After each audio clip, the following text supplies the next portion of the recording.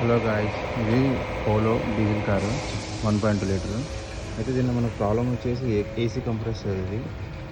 దీనిలో ప్రాబ్లం ఉంది. ఇది ఓవర్ హీట్ అయ్యి ఫ్యూజ్ అనేది ఎగిరిపోతుంది. ఓకే, ఎన్నిసార్లు వేసినా ఎగిరిపోతుంది. దానివల్ల మనం ఏసీ కంప్రెసర్ని రీప్లేస్ చేస్తున్నాం. ఇది పాతది, ఇది కొత్తది. మీరు చూసుకోవచ్చు, ఇక్కడ బ్రాండింగ్ కూడా వీడబ్ల్యూ సెడాన్, ఇక్కడ కూడా ఒక వీడబ్ల్యూ సెడాన్ సేమ్ కంప్రెసర్. ఇది వేసేసిన తర్వాత టైర్ కొట్టేసేసి అయిపోతుంది. ప్రాబ్లం అనేది మొత్తం క్లియర్ అయిపోతుంది.